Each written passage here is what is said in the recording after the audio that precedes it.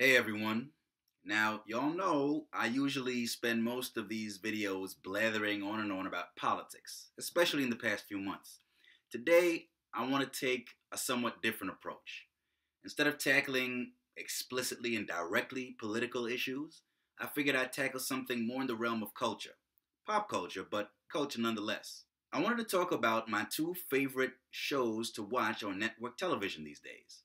The first is Empire, and the second is Blackish, both of which began a year ago, and so they're now in their second seasons. I'm a fan of Empire because it really strikes a chord with me on more than one level. First of all, I like the idea of a show that focuses on a black family that's involved in business. For those of you who aren't familiar with the show, Empire is about a man by the name of Lucius Lyon, who is a music industry mogul. He owns a company called Empire, and the show so far has focused on his efforts to grow the company, to maintain and entrench a dominant position in the music industry while still trying to jockey for position and power with his three sons, two of whom are musicians themselves. One is a singer, the other is a rapper, and one of whom is more on the business side of things. He's an MBA. And of course, there's his ex-wife, Cookie, who gave birth to all three of his children, but then ended up in prison years in the past, I think 17 years ago, if I remember the plot correctly, due to her involvement in some criminal enterprises, including the drug trade. He himself, Lucius Lyon, the main character, was himself involved in it as well, but the understanding is that his ex-wife, Cookie, basically took the fall and ended up being shut out of the business for the decade and a half or so that she was in prison. There's a lot of intrigue involved, a lot of bickering and infighting within the family and between Lucius Lyon and a variety of challengers, both within the legitimate business world and the criminal underworld.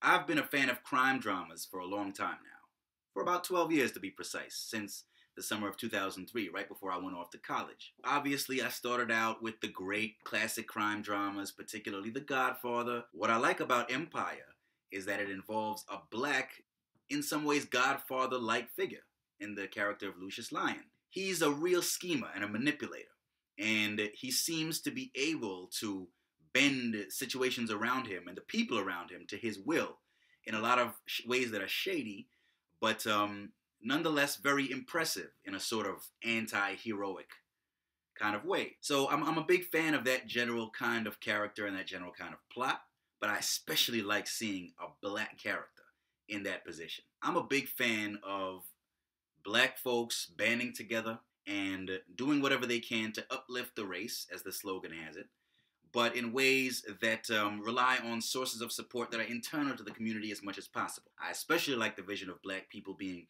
upwardly mobile in a socio-economic sense, being educated and using their skills to build up substantial sums of wealth within the community. In this particular case, I like the idea of a black business person who is at the top of that game, at the top of his industry, and I like the idea that the industry is the music industry. Now, this is an industry that has helped a lot of black folks, not only in America but around the world, lift themselves out of poverty. And it's something that's pretty near and dear to us on a cultural level. African Americans in particular have made enormous contributions to American culture and to world culture in the musical realm particularly. Unfortunately, we don't seem to have yet made very many inroads into the ownership sphere. I like Empire because it shows a black businessman who's successful, who's built up a profitable business and involved his whole family in it, is still struggling and striving to keep them involved in it. He's not just an artist who's being paid actually a modest slice of the total revenue that his efforts generate. He's owning the business, right? I like that.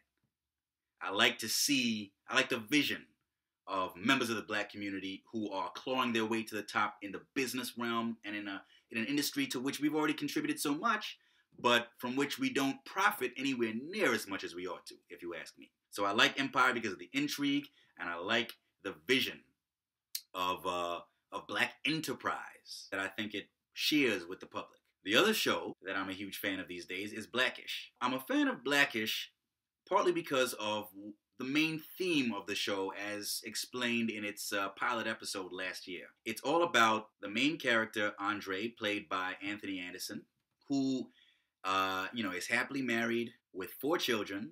He is a successful, I think, business executive. His wife is an anesthesiologist. She's a medical doctor. And so this is a very upwardly mobile black family.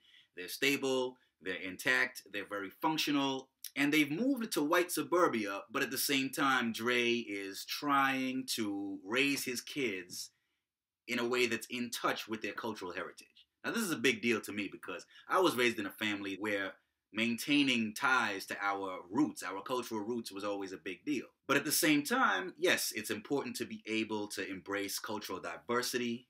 I myself grew up in a very diverse locale in Montreal, Canada, in a country that has an official policy of multiculturalism written into its laws. And that's been reflected in my own personal life. My social circle is very diverse, particularly the circle of friends I had surrounding me when I was living in New York City, going to law school a few years ago. My best friends were African American, Caribbean American, Indian American, Jewish American. A heady brew is one way I've heard that described. It's a very lively and colorful mix of different cultures. A tree needs both roots and branches in order to survive.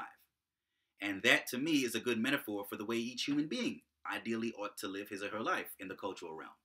You need to stay in touch with your roots, but you also need to branch out and interact with people of different cultures, make friends, lovers, business associates, etc.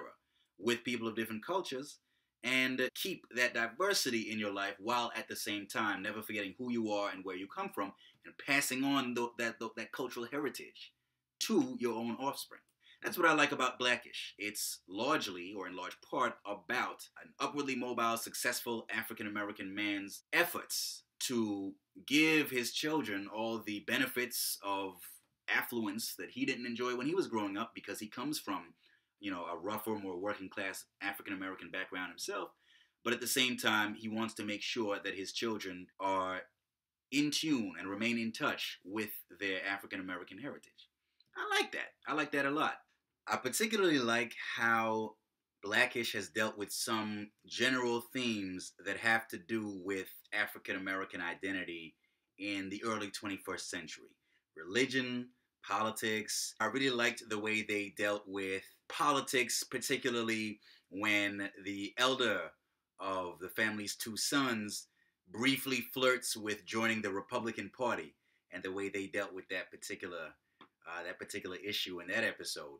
And I find it interesting that this is about a black family, in particular a black father, who's trying to keep his kids in touch with their cultural heritage, while at the same time knowing that he's brought them up in a mostly white neighborhood and sent them to a mostly white school.